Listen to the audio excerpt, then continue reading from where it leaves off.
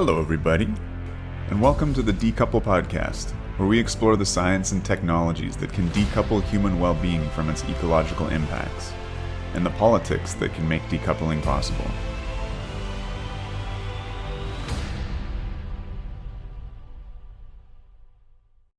A quick message before we get started. My name is Dylan, and I'm helping your host, Dr. Chris Kiefer, with a number of exciting projects to expand the podcast. Right now, we're working on a YouTube channel to have video interviews, transcripts for every episode, improvements to the website, and eventually, there will be ways for you to get involved yourself. Decouple will always be ad-free, so if you enjoy the show, please consider donating. You can find a link to our Patreon in the show notes and on the website, decouplepodcast.org. Thank you so much, and enjoy the episode. Welcome back to Decouple. Today I'm joined by Dr. Alan Levinovitz, an associate professor of religion at James Madison University. He works at the intersection of philosophy, religion, and science, focusing especially on how narratives and metaphors shape belief. Today we're going to be talking about his book, Natural, which explores the false faith that results from turning nature into God. Alan, welcome to the show. Thanks so much for having me. So Alan, I tend to try and get my guests, once they get their bona fides and accolades out of the way, to do a bit more of a personal introduction. And I thought to give you a bit of a theme to follow with that, maybe introduce yourself, but from the perspective of how the cultural phenomenon of turning nature into God or deifying nature has impacted your life personally. Well, I think one of the places you most see this, and it impacts my life as a parent, is with people's choices around food and parenting more broadly. So you see this especially when parents are trying to figure out what's okay for their kids to eat or not to eat. And a simple, easy heuristic is naturalness, natural foods. So they want to give their kids natural foods. This is usually a part of a binary between natural and processed or natural and artificial. Parents often, sort of offhandedly say things like, you don't want artificial coloring in your food. So one of the places I see the elevation of natural to the role of something like holy or pure is just in my everyday life as a parent. And, I bite my tongue. I've learned by now that if you're dealing with something quasi-religious, you don't want to be an asshole about it. But it's something I notice a lot just in my everyday life as a parent. And then the other place that naturalness plays a role in my life, which is, I think probably has a lot in common with your viewers, is that I love nature. Everyone loves nature and natural things in some form or another. I happen to be a rock collector, so I collect rocks, and I also love plants. I have tons of plants. And I like nature. I like going on hikes. I feel like I am, I get sad or I feel like something's missing if I haven't been out in nature, quote unquote. And so those are two sides of the same coin, which I try to explore in the book, which is on the one hand, that I don't think we should worship nature. I don't think we should equate naturalness with holiness. But on the other hand, if I'm being honest with myself, I do love nature and I do value naturalness in itself as something just, meaningful and beautiful and magical. And trying to balance those two in my own life is really important. Yeah, I mean, I can really identify with some of the things you're saying as a parent, and sort of how it shaped, our choices around childbirth. I'm a medical doctor. I've delivered over 200 babies. I'm not an obstetrician or gynecologist or even a family doctor anymore. I practice emergency medicine, but I witnessed a lot of kind of medicalized birth. And when I was trying to make my choice about what specialty to go into, I've always had this ethic of, well, I want to, take the skills I have and apply them where I can be most helpful and make the biggest difference. And obstetrics really is probably the specialty. I mean, I guess you could make it a toss up with, vaccines and infectious disease, but I guess in terms of practicing medicine, if you go to an environment where there's no modern obstetrical care and you bring obstetrical care, that's just, has an absolutely massive impact. But I did find in sort of, deciding with my partner about, what choices we'd make, I'd seen a lot of kind of bad things happen on the obstetrics floor, and things I didn't want to see her go through. And so, yeah, it was interesting the way that was shaped. I mean, pressures around breastfeeding, even though that was really, really difficult for my partner. and it's been interesting as a doctor as well. I mean, just the language you use in the hospital around, are you breast, bottle, or both, and the kind of shame mothers will feel to sometimes be like, bottle now, and it's impacted me a lot.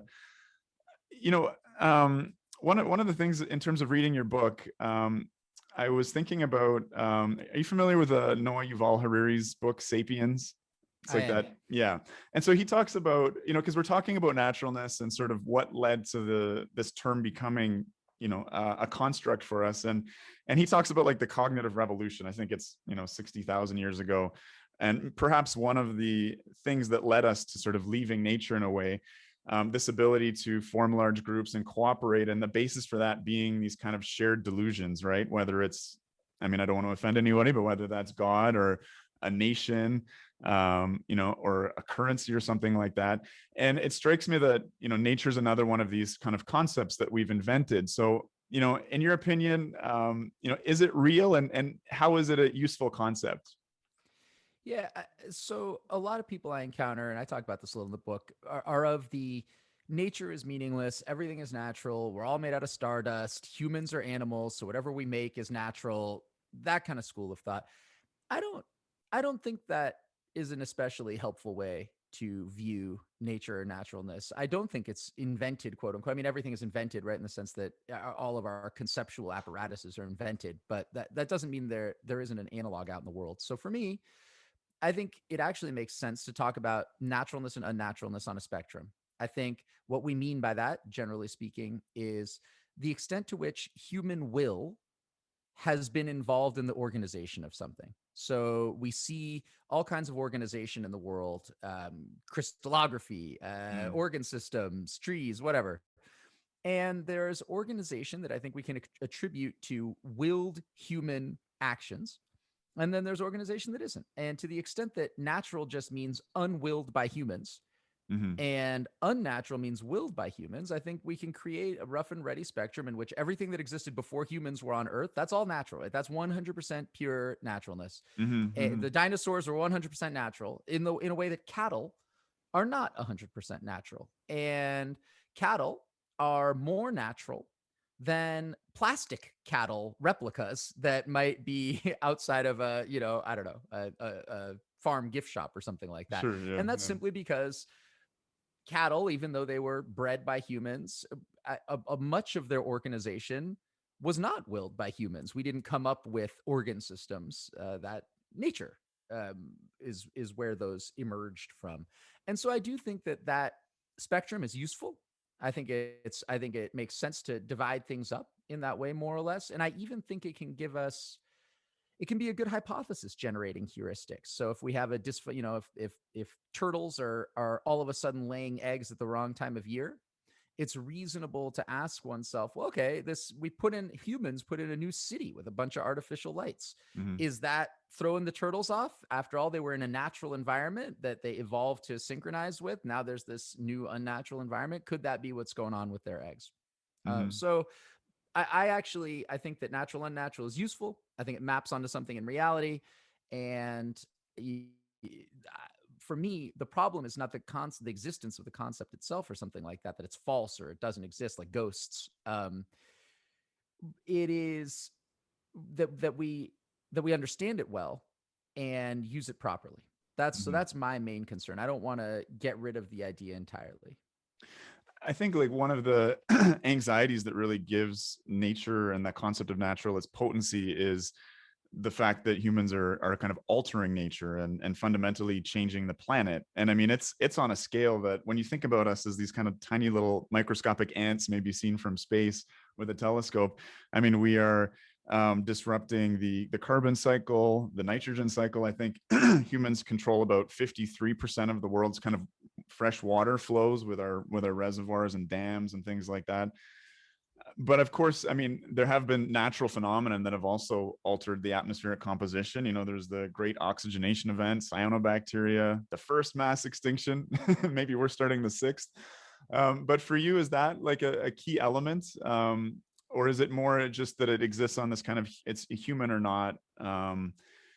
Again, because there's been organisms that have caused massive change. Every organism is is changing its environment to some degree, but I think it's the degree of the changes that we're seeing that culturally are making this really potent. And I guess I wonder, like, if this is a phenomenon that's more common in societies that are now developed, right? In kind of like post-material places where we have the time to be concerned with nature and not just meet our basic material needs. Yeah, well, so that's a question I get a lot, which is, is this some kind of uniquely modern post-technological cultural construct? And it is true. A lot of people, historians of the concept, geographers, have pointed out that our humans have different understandings of nature in different places at different times. That at one point nature was wilderness and it was meant to be tamed, and so that there was a fundamentally different attitude towards nature, say in the 1800s or 1700s in what's now the United States. Um, and that's true. Those are all there are different attitudes towards nature. That said, in my own research, I've found that cross-culturally and transhistorically, the idea that there are things that are so of themselves versus things that are willed by humans, that Mm. distinction and in some contexts, some people romanticizing the idea that what's so of itself is better. That's Mm. existed everywhere. And I mean, in classical, in ancient China. So one of my areas of special academic areas, especially, is classical China, classical Chinese thought. And the word ziran, which literally means self so, ziran, so of itself, um, which is now translated as natural. That was romanticized in some contexts, right? The idea that you want to go with what is ziran, that you should follow what is ziran, and that Mhm. when you interfere with that, that is to say, when human will comes in and starts to organize things, that's a problem. This is what over 3,000 years ago, I or mean, 20 Chinese 2,500 years ago. Chinese civilization is very old, though. I mean, was that coming out of an urban environment that had been modified, or you know what I mean? Yeah, so I mean, it's possible, I guess. I mean, it's so if you go back far enough, when you have Like, I guess because you went almost down, purely nomadic, if you have purely yeah, nomadic hunter gatherers, right? So it's difficult to study. At this point right now, conceptually, it becomes very difficult to study things. Language is a big issue. yeah, There is an anthropologist who has studied conceptions of quote unquote nature, and what he says is that there isn't as much conception of nature because you're moving through it all the time, and yet there is a conception of places where we have been hmm, versus places where we haven't been. So even nomadic peoples aren't just wandering randomly all over yeah, the place. They have seasonal routes. They come to view certain areas. They know in this place at this time, there's going to be these animals. They might even plant things in those areas. It's not agriculture, right? But it's making an area familiar. And so hmm, the idea of familiar versus unfamiliar areas, which mm. again, to me, maps onto in a certain way, natural, unnatural, does make sense. Now, were they romanticizing those areas? I don't know. I am not an expert on the sort of I mean, thought a world of fishing hunter hole is like gatherers. a pretty romantic spot, right? It's It, there's a it lot of value is to it. Good things happen there. exactly. Yeah, So yeah, I mean, our cultural context just change our attitudes, and I want to speak to something else that you were saying too, which is that I think I think that we are at a place right now uniquely where this concept is really important because of the outsized effects that we have yeah, on the world. So it's not like we didn't have them, and it's not like people, there's a book called The Smoke of London, which was written in, I want to say, like 1600, where they were worried about pollution and suggested planting trees to fight it and that sort of thing. But it's very different. Now we have a consciousness of the scale that we're working on that's really it's just dramatic. And I think about the comparison to other extinction events, right? Well, nature has killed off tons of animals as well, sort of thing. hmm, And that's true.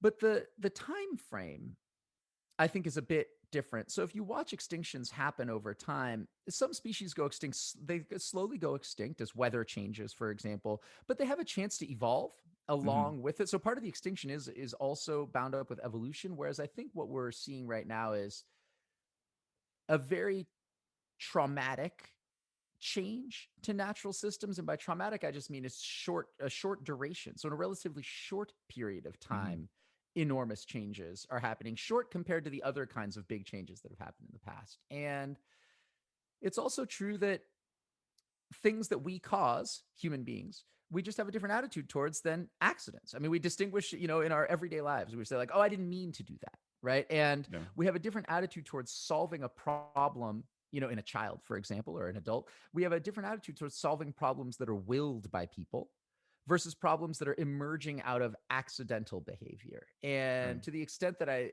we see the problems of the natural world as emerging out of a collective willed, ignorance about our effects on the natural world, we are understandably feel like we have responsibility in ways that we don't have the same attitude towards a natural disaster that Mhm. emerges out of no will of our own. I think it's interesting because there is a tendency, I think, to look at indigenous peoples as natural or existing in a natural balance, with their environment, and that there's at some point, right, there is a change where humans kind of leave nature behind, and we'll tie that probably into some religious metaphors soon. But I'm a huge fan of James Lovelock and his concept of Gaia. That there's the biosphere and the geosphere and this kind of homeostatic relationship influencing each other, and I think that gives a sort of, again, another kind of abstract sense of like us still fitting in and being a part of nature.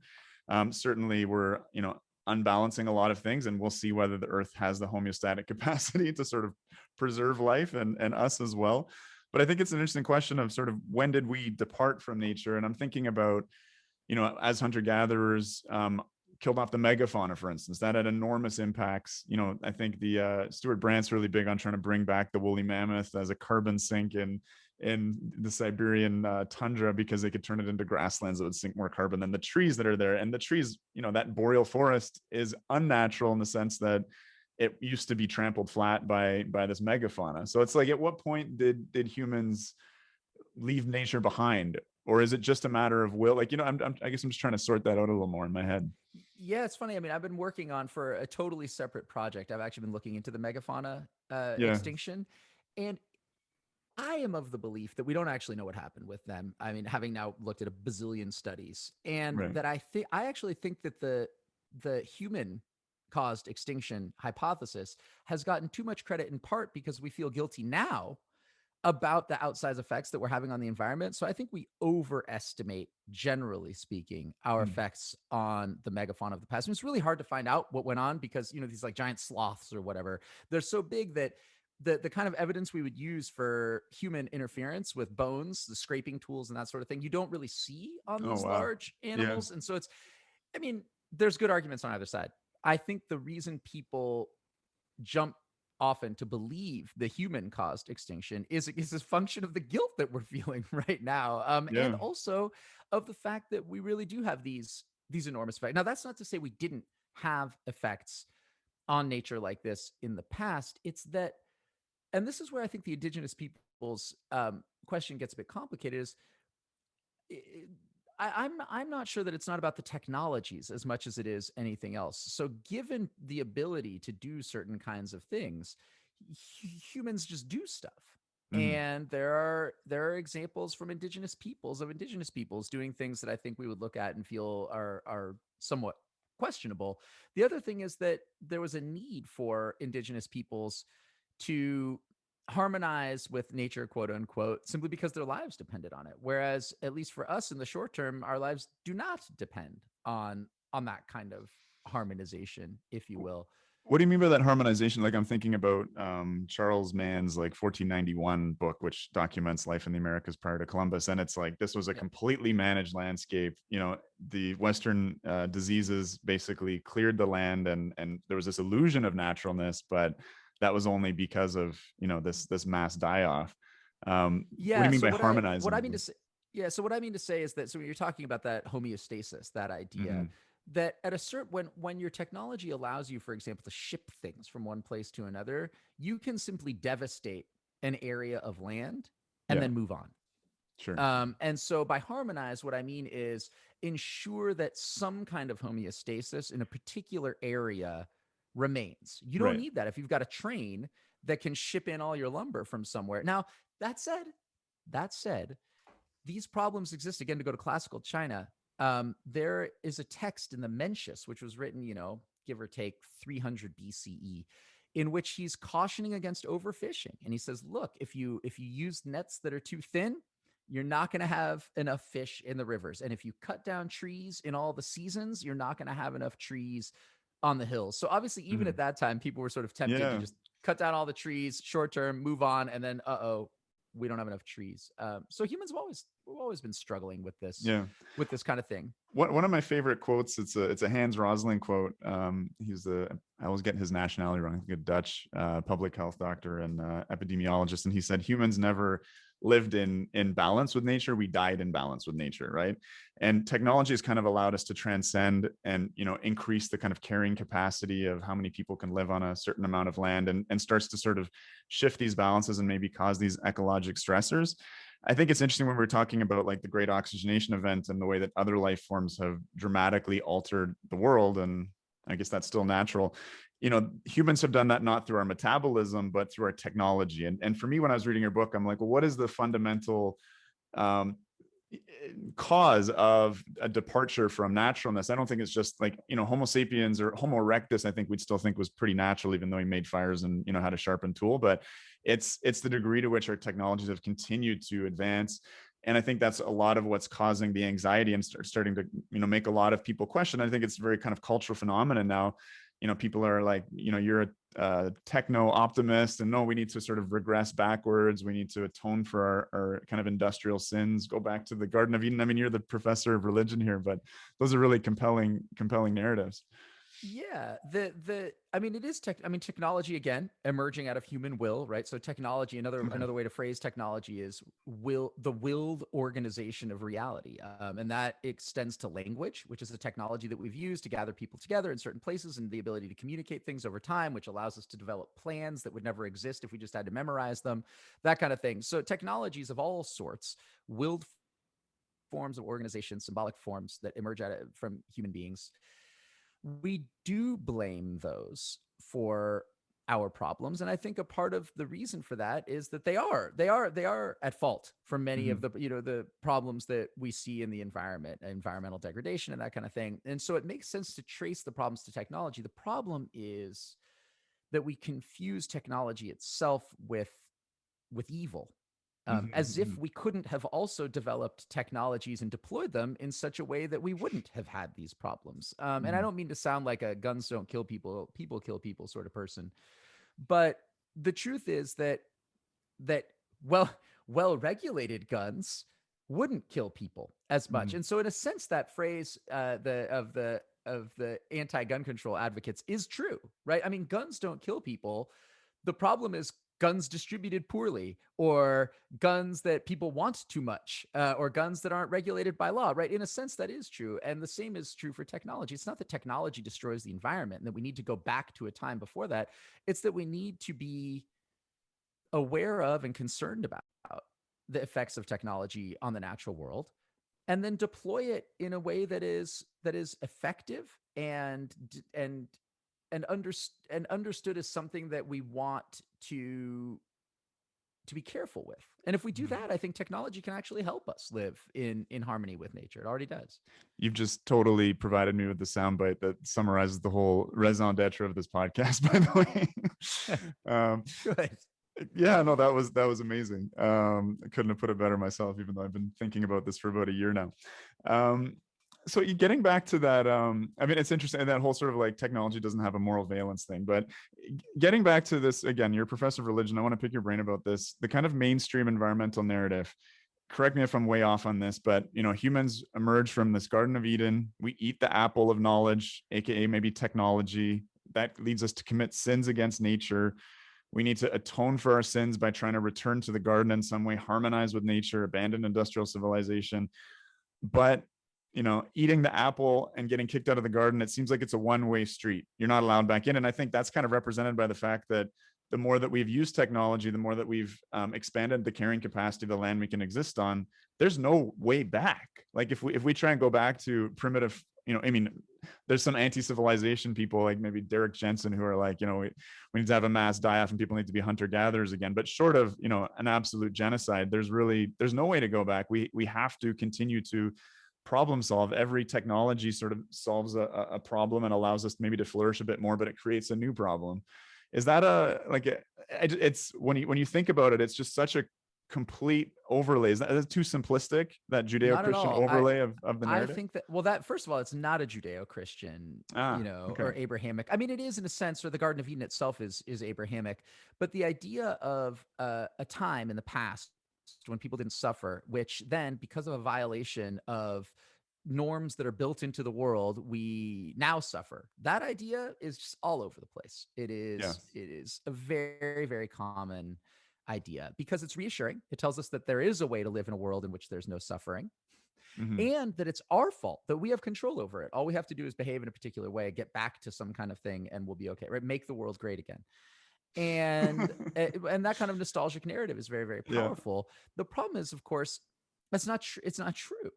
The nature is not is amoral. Its norms do not align, as much as anyone wants to argue that they do, with our own.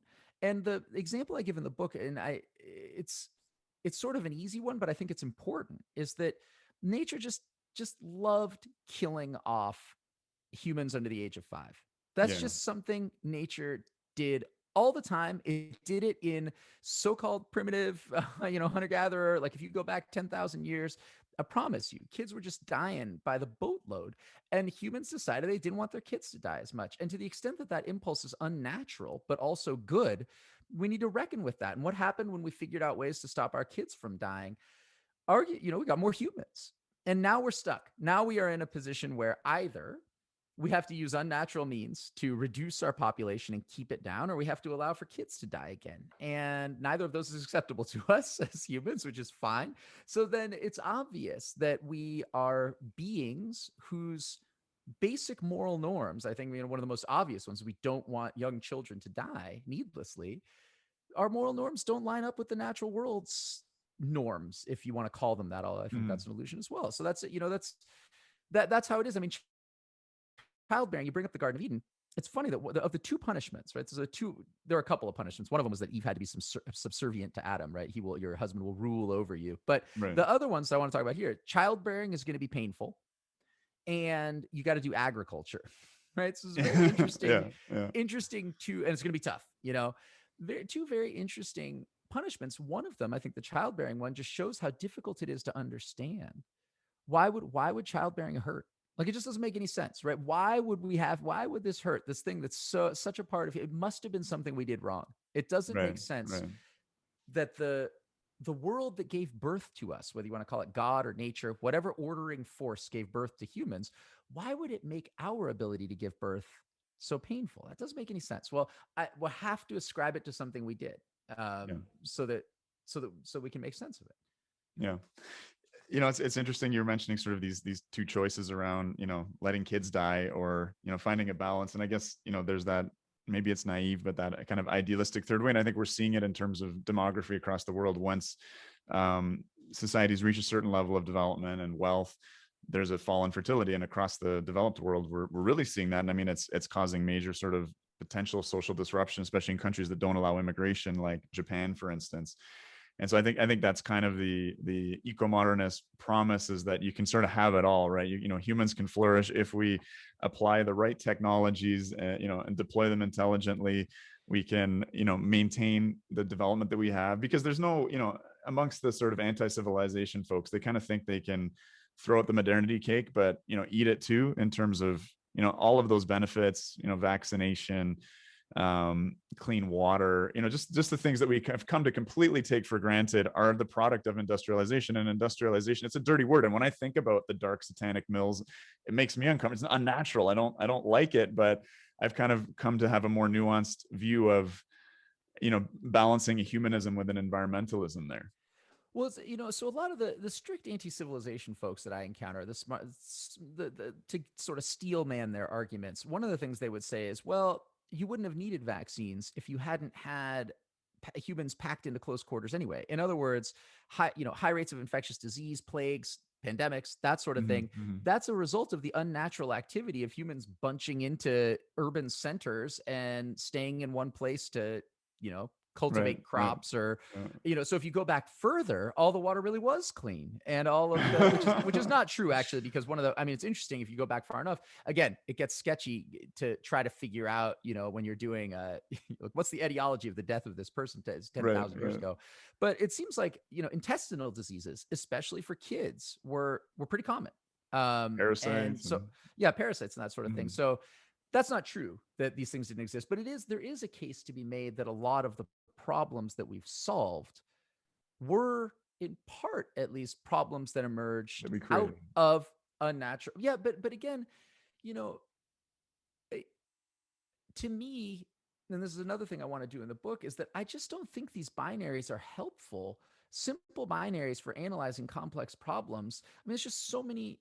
Here we are communicating on a miraculous technology. We have a Mars rover sending back video of a planet. This is just, how do you, this is something that's frustrating me. So I'm going to go to the sort of comparison to the, indigenous peoples kind of thing. And a complaint which I hear a lot is like plant blindness, right? So you walk around your neighborhood and you don't know what the local plants are, and you don't know what the animals are. This is knowledge that we've lost. We're so stupid now. And yet all of us know extraordinary things about the human body and about the solar system and the size of the universe that no indigenous person knows. They couldn't, because they didn't have telescope. They didn't know about the immune system and how it functions. So we actually do know a bunch of really incredible things.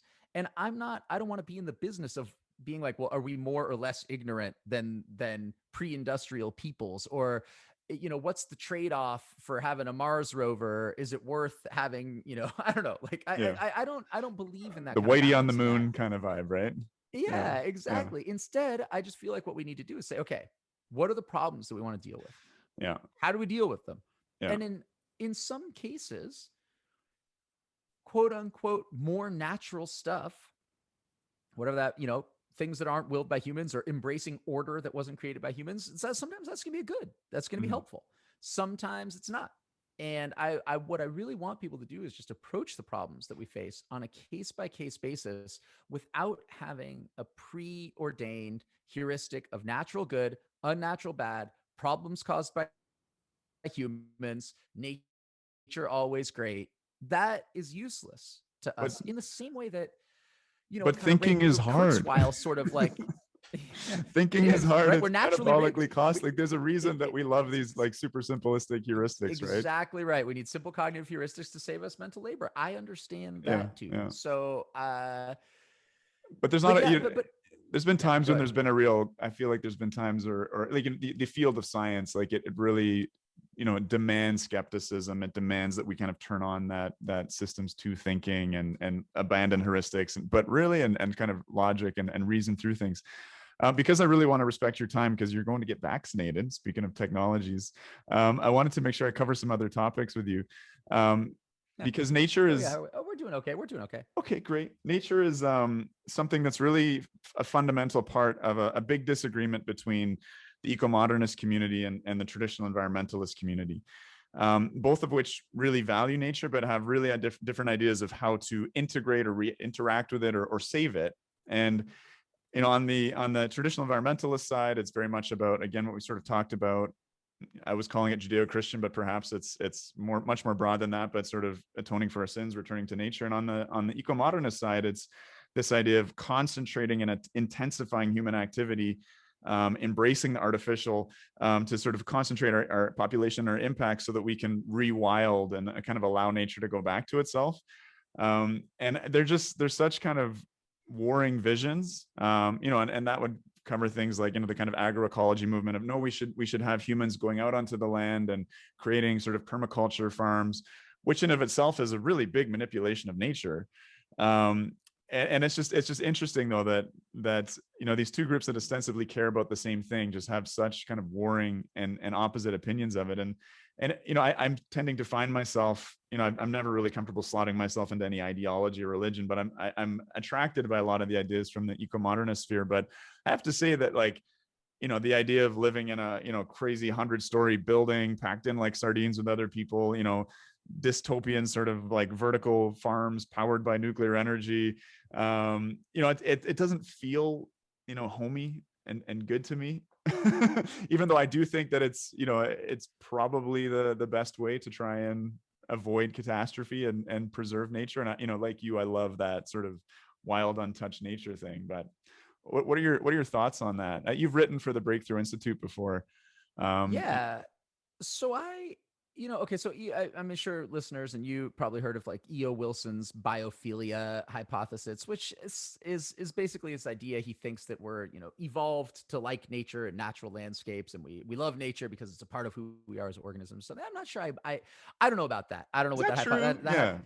yeah, that hypothesis sounds a little bit sketchy to me. Like However, I've heard that like just in terms of looking at the history of art, like the idea of a natural landscape, like forests used to be like these dark places full of wild animals that would tear you up. You wanted to sort of like, and beautiful landscapes were very much sort of pastoral hills, and that sort of changed with the Romantic era. Or I am skeptical of the biophilia hypothesis, okay, but I'm not skeptical of a less strong version of it, which is something like what you said, which is just an empirical statement about humans, which is that we like plants and we like animals that are alive and real animals. That is to yeah, say, yeah, not fake animals. And I think we would be sad if we lived in a world of robot animals. And to say that is not to romanticize nature. It's sort of like saying, for example, well, what if we lived in a world in which all paintings were NFTs, right? They're all just replicas, right? We never see original paintings. We put all the original paintings in a basement, and then we have a bunch of copies of them in museums. mm-hmm. Even if we couldn't tell the difference, I think there's still something dystopian about that. And the reason it's dystopian is because human beings, for whatever reason, not biophilia, but for whatever reason, we like being in touch with origins. It's Yeah, very, very important to us. It's meaningful to us to know where things began. And nature, in part, forget all the weird health claims about it and everything else. We don't even have to get into that. It's just valuable because it represents this kind of origin, this history that we get in touch with, that this is where animals came from. And that, when you go to Yellowstone and you hear that this is a place that is all as close to its original, what it mm-hmm. looked like 20,000 years ago as we can get it, that's magical. It's a thing that feels cool and special when you're there. And I wouldn't want to deny that as a value Mm-hmm. in Mm-hmm. a world that we want to live in the future. In the same way that I wouldn't want to deny aesthetic beauty, right? So this is the brutalist architects, right, or whatever. It's like, oh, we're gonna go to communist Germany, right? Yeah, You can't just take beauty out of the world for the sake of efficiency. Why? Because beauty is important to humans. We like it in the same way natural things and the natural world mm-hmm. are Mm-hmm. important to humans, and we need to provide for that feature of what we value in the same way that we need to provide for the aesthetics. Aesthetics is something that we value.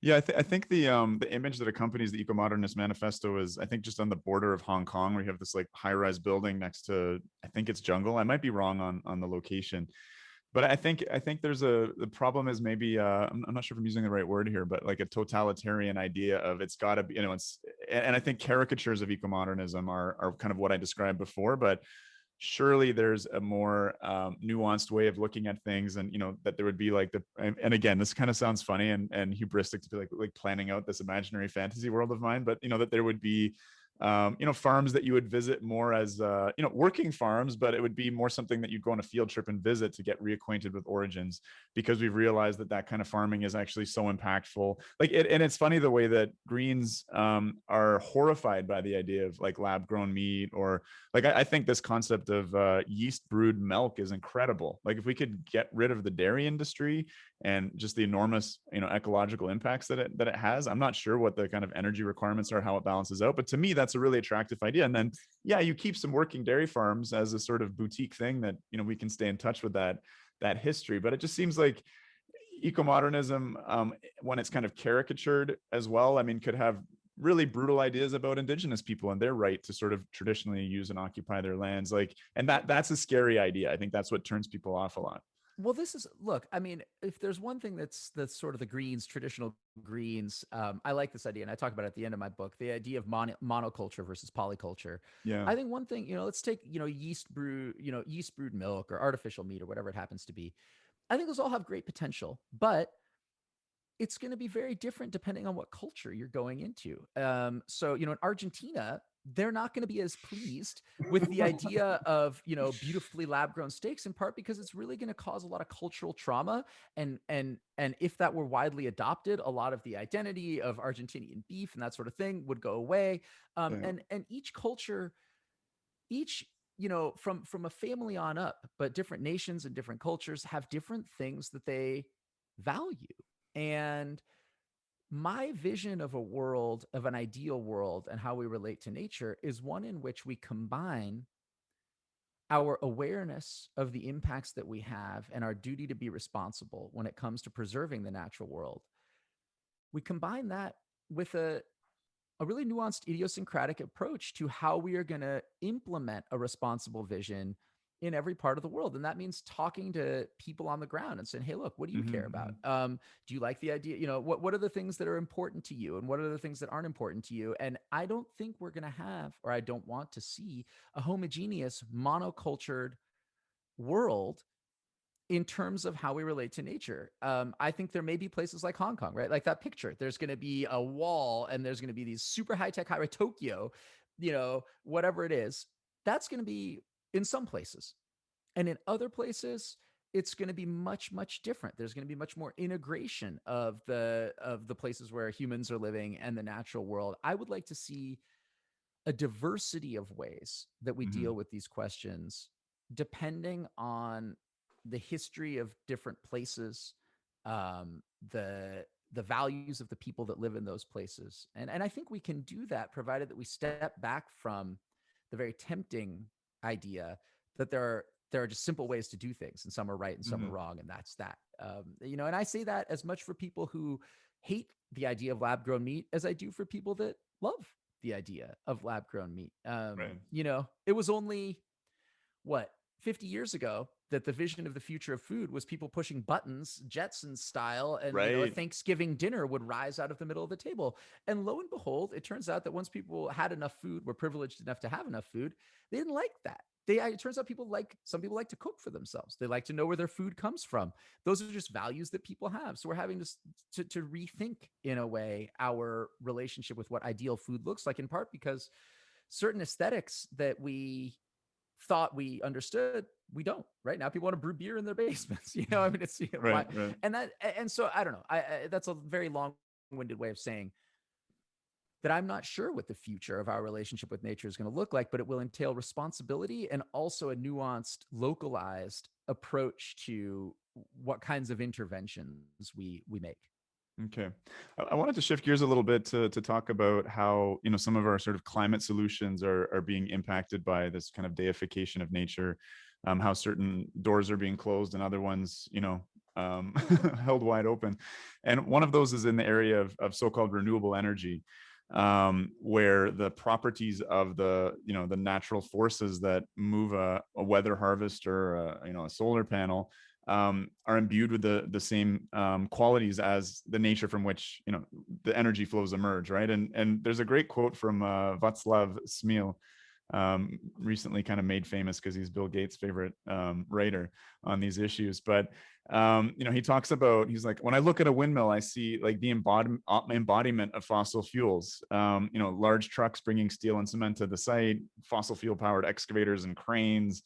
And the sheer volume of man-made materials that were required, for a 100-megawatt wind farm, 30,000 tons of iron ore, 50,000 tons of concrete, 900 tons of like fossil fuel derived plastics. Yet, I've heard sort of renewable energy kind of referred to as like the greatest sort of marketing effort in history, which maybe is a bit of an exaggeration. I'm sure you could find other examples, but like when I used to drive through, like we have a lot of wind farms just north of where I live. When I used to drive through there, I used to be like kind of cringe, but I was like, but this is what we need to beat the climate crisis. So I'm just gonna have to put up with it. But I mean, these are industrialized landscapes. This is a real escape from nature. I was watching a video of a murmuration of starlings off the Friesland coast in the Netherlands. It was online, right? And I was just imagining like, what would that environment look like with a bunch of windmills in it? So yeah, I mean, I just find that to be a very interesting phenomenon, and the choices around our energy solutions are being made more around this appeal to nature fallacy, then again, what you're advocating for, which I think is like, what's the goal? What are the best tools to arrive at it? Let's stop relying on a stupid fucking heuristic.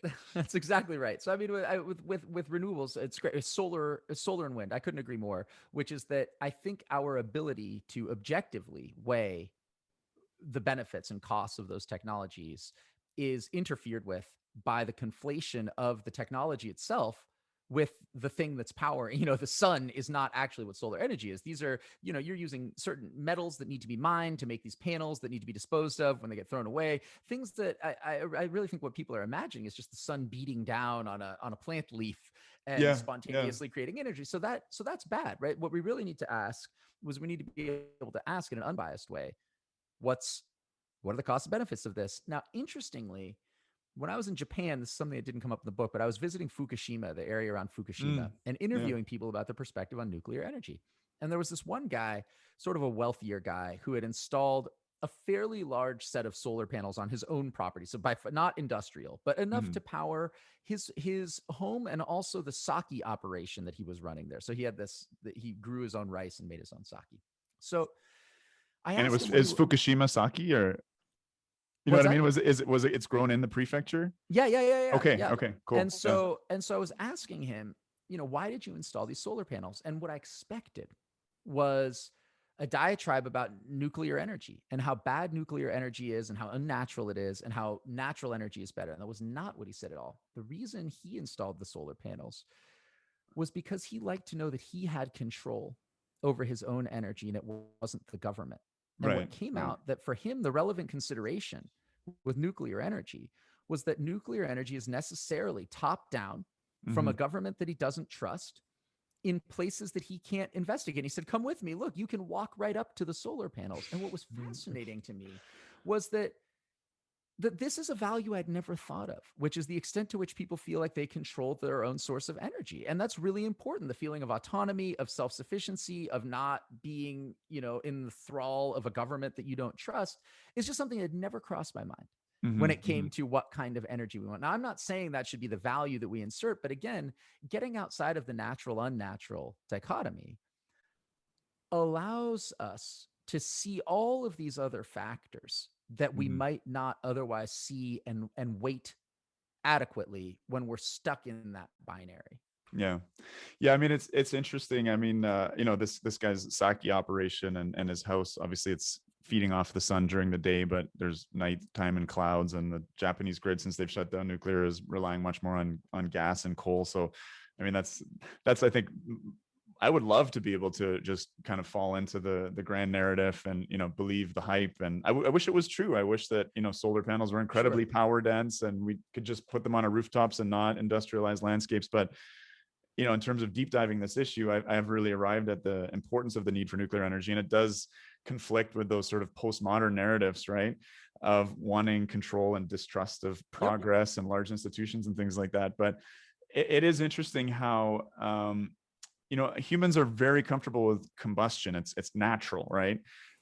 We only evolved our big brains and short guts because we could process food that way, in an unnatural way, I guess, right? And you talk about these raw foodies and things like that. But what we're uncomfortable with things we perceive as unnatural, like fission. And I think, I mean, there's, these really exaggerated fears of radiation, where when you look at the UN reports on the nuclear accidents, I'm going to call them accidents because the catastrophe kills a lot of people. And anyway, and fears about, nuclear waste, that has never stored civilian nuclear waste has never actually killed anyone in the history of it. Anyway, so these kind of fears and concerns based on unnaturalness are leading us to really abandon a technology which I really view as a keystone element of our climate response. And I mean, the IPCC views it that way as well, but traditional environmentalists with their narratives around nature, really reject nuclear energy. I'm not sure. I don't think I saw that really talked about much in your book, but do you have any? No, I didn't want to talk about nuclear, in part because it was such a hot button topic, but I will say, well, no, I mean, it's an important topic though. And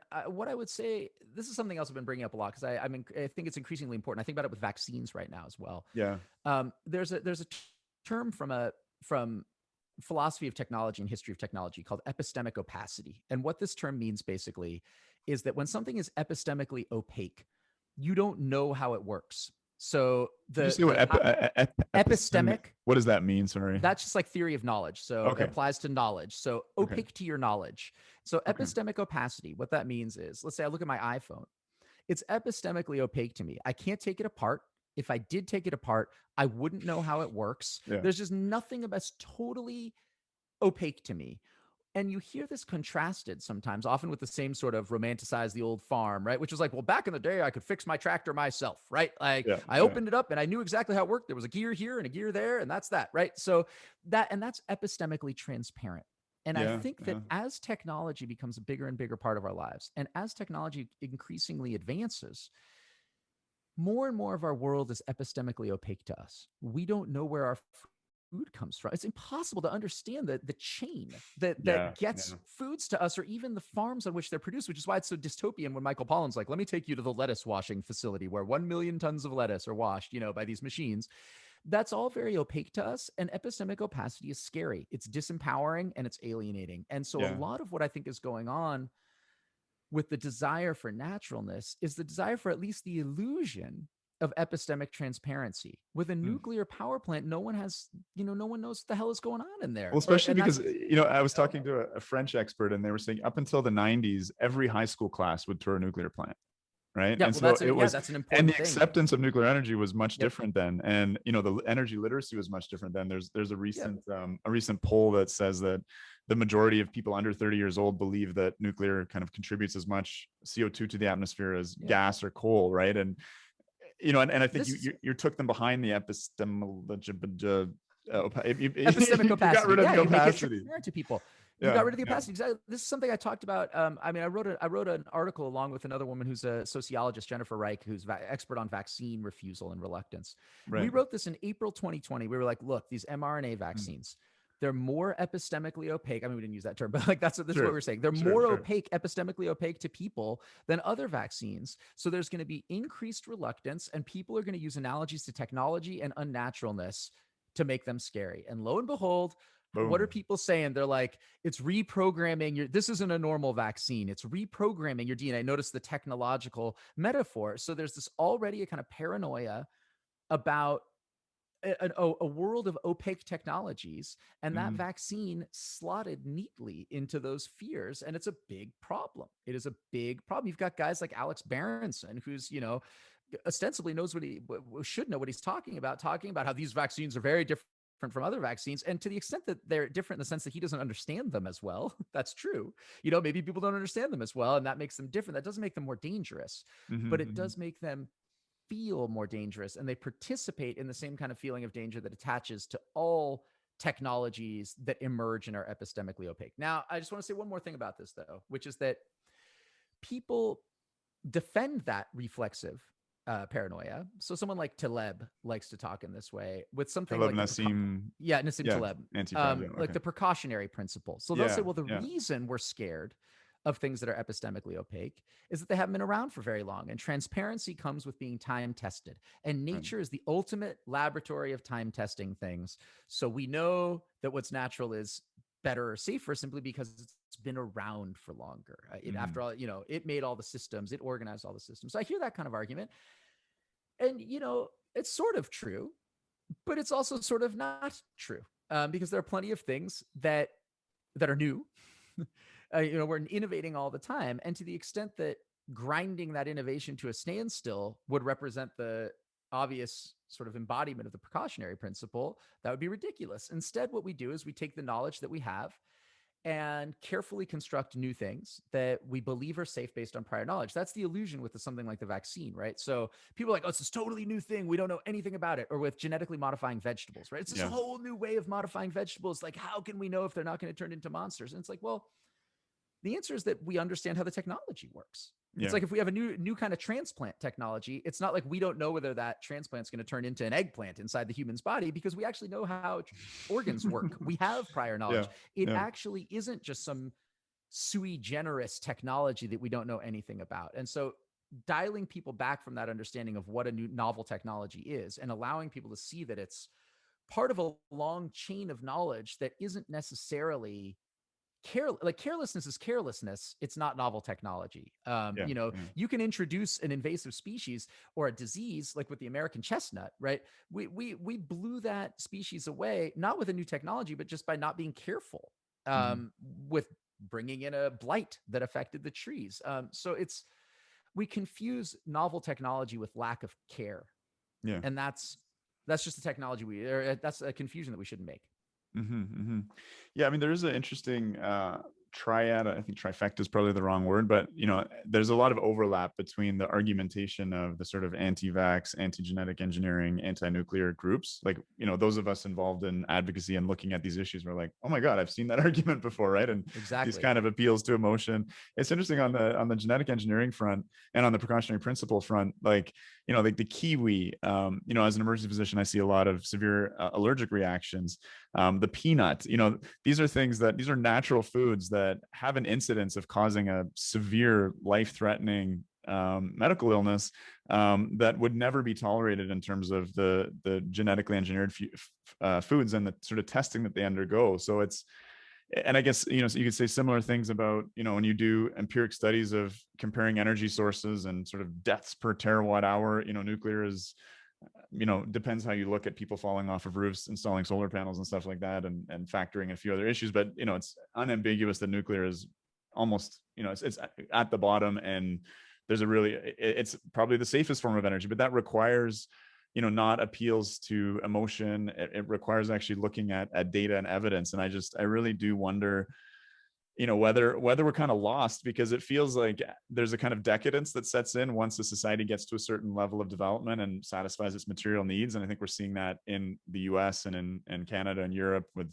a growing sort of anti-vax sentiment that I think is really absent from a lot of areas in the developing world, and where there's really markedly different attitudes towards technology. I was talking with a friend of mine who does a lot of energy work overseas, and I was like, what's the big difference you see between the youth in the developing world and the developed world? And he's like, they're so goddamn optimistic. Like, they're struggling. It's a hard environment, but they're optimistic and they have a lot of faith in technology. And then you come to the north and you see a lot of depressed, anxious kids that are, kind of have the opposite stake. And I don't know if from writing your books that it's not really your role to sort of prescribe a solution to some of these issues that you're seeing, but like, how are you educating you have a child, right? Like, how, Yeah. yeah, what do you hope for them in terms of helping them understand the world? For me, I'm like, he's got to understand correlation versus causation. He's got to understand relative risks. That's my like. So so for me, when I educate my daughter, I think about this a lot. Like, what do I want to impress upon my daughter? I I really want her to embrace, and maybe this isn't the best way to make people happy, but I actually think it is. I want Mhm. her to understand complexity and uncertainty. And I want her, if there's one intellectual virtue that I want my daughter to have, is it's the ability to admit when she doesn't know something and the Mm. ability to admit when she gets something wrong. Those are the two things. I'm relentless. I'm a terrible parent in this way, right? I mean, it's just like I'm Yeah, too over the top, but it's like when she gets something wrong, you celebrate it. and then she doesn't want to admit that she got it wrong, or Yeah. she got made, and I'm like, no, you just own it. Just own that you got something that's cool. It's fine. What's not cool is not accepting that you got something wrong. And if you don't know something, don't pretend that you do. Say, I don't know, I want to learn more. I mean, we've gotten Nice. a lot of Yeah. the low-hanging fruit in a lot of the aspects of our of a human, the desires that humans have. We've gotten a lot of those. So we figured out smoking, right? Well, so unfortunately, some of our other problems are not so simple. And how we're going to organize the world in terms of our technology is not simple. And I think that we're really going to need to emphasize in a way that we haven't before our ability to live with uncertainty and to talk with other people and to resolve it through dialogue and learning from other people and embracing complexity. So for me, a lot of the anxiety I think that people are experiencing right now, especially in the developed world, where we don't have to be anxious about where our food comes from or, war or whatever. A lot of the anxiety comes from uncertainty Mm. and not being able to live with uncertainty and rest in uncertainty. And so I want people to be more comfortable with those things. And I think that would help people be happier, to recognize that they don't know the answers and to have that not be something that you need to overcome with a simple heuristic, but something that becomes your own heuristic. That Hmm. that Hmm. that that just saying, I don't know what it is. I'm going to try to learn more. Yeah. and, Yeah. and call it a day. So that's for me something really important. For sure. Yeah. I mean, I think something that feeds off of that very closely. Now we're kind of turning into a parenting podcast, but I don't care. Is just embracing mistakes, like that it's okay to make a mistake, that it's a learning opportunity in of itself. Because I just find kids these days are just, and I'm exposed to a lot of medical students, and they have had to sort of try and be perfect and conform to tests and get 99.9% on everything. And the idea of making a mistake is absolutely terrifying, but it's the only way that we grow and we experiment and try new things. So yeah. And like you said, we should celebrate it. This is a problem with politicians. It's a problem with environmentalists. It's a Mm. problem with tech activists, is that you get locked in. And there's a technical term for this in medical diagnoses, where you have an original medical diagnosis, and then that ends up with anchoring bias. That's not Yeah. just medical Yeah. diagnosis. Premature closure, anchoring Yeah. bias. So Yeah. like anchoring bias is a big problem. And part of that anchoring bias happens because we punish people for changing their minds publicly. It's like, oh, Yeah. you're a flip flopper. Yeah. Oh, you used to be in favor of this and now you're against it. It's like, no, that's great. That's what I want to see. If I see someone who's never changed their mind over 30 years, they have these 2 simple principles for how to live life. It's like, Yeah. that's when I start to think to myself, I don't know about that. Maybe something's wrong with your thinking. That's another thing. Flexibility, I think, is really important. It's really interesting. I'm a big fan of the kind of principled, very rare that you find, but principled politicians that take a strong progressive stance. So Bernie Sanders is someone that I struggle to support because of one thing, which is he's maintained these kind of pure ideologic principles, that most of which I find really compelling and agree with, but on his ideas around energy and the environment, he's just been incapable of adapting and changing his mind. And I think that's what I've found really inspiring about figures like Stuart Brand or Mark Linus, are people who are genuinely curious about the world. I mean, Stuart Brand was sort of a student of the population bomb guy, right? Paul Ehrlich, and led these kind of anti-population rallies. And I mean, this led to horrible, sterilization campaigns in India, and patterned the world in some pretty terrible ways. But he's someone who's really been flexible and changed his mind a lot. But you're right. I mean, in politics, you don't survive that way. Like you said, I mean, that was the John Kerry flip-flopper thing that kind of was part of sinking his campaign, right? I mean, I've experienced this, and now we're getting away from the technology stuff, but I think it's important as a broader principle. And maybe this is one of the things, this is how I end the book. But as a broader principle, is that uncertainty is necessarily, it's the default. It's how we've made progress. It's through embracing uncertainty and correcting ourselves. I mean, if we want to think about something that's central to the scientific method, really, it's actually a sort of institutionalized uncertainty about everything, right? Yeah, That's it. yeah. And this is something I think that vaccine skeptics and GM skeptics don't really understand. I mean, obviously scientific institutions are, they're made out of humans, and so humans have their own anchoring biases, and that they have, I don't want my study overturned. But at the end of the day, you'd win a Nobel Prize if you could prove that evolution was false, and you'd be the most decorated scientist in the world if you could actually show that vaccines were harming people. That would be enormously influential. Now, there are areas where obviously ideology does come into science, but at least as a kind of, in its ideal form, it's just institute.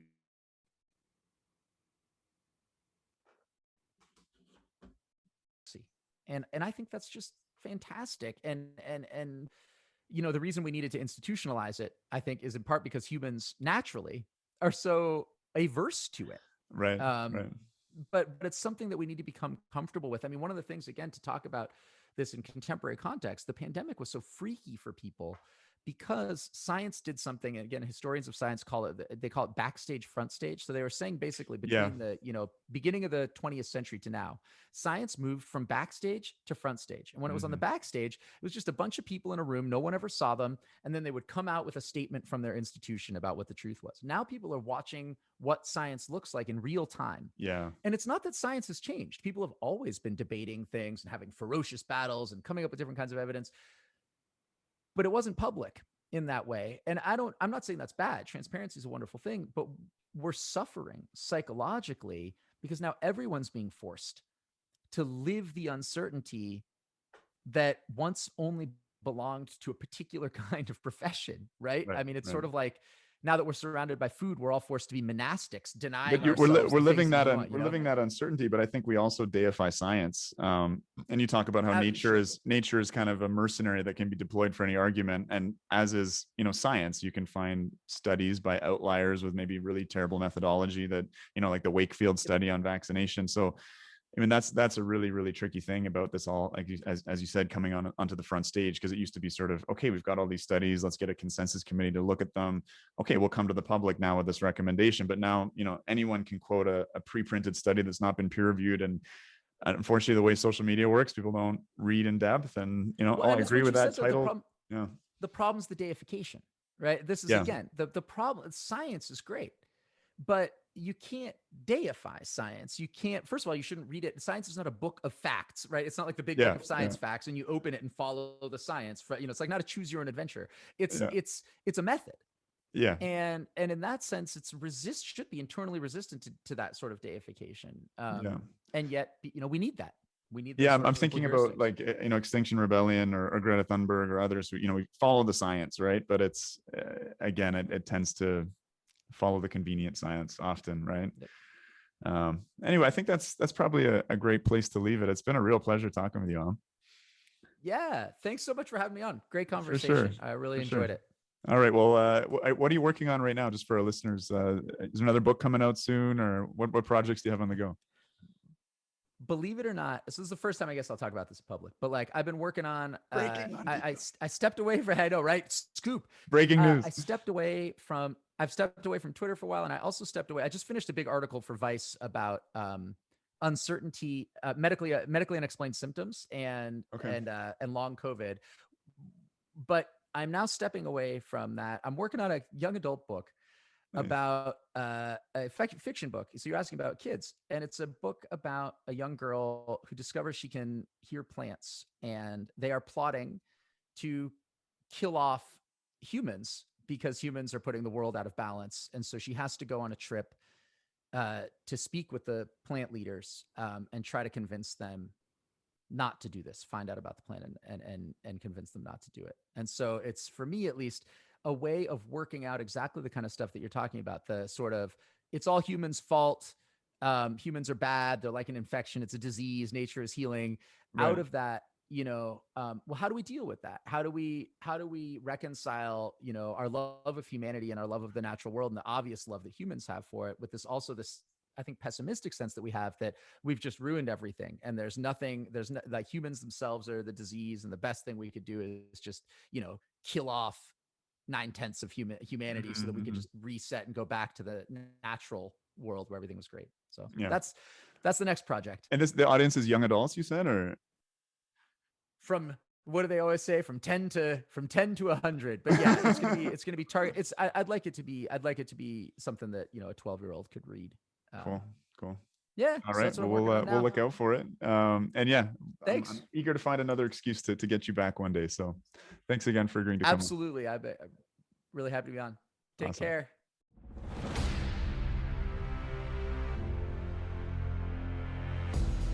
If you enjoyed the podcast, please make sure to subscribe, like, and review us on your podcast platform of choice. Until next time, guys.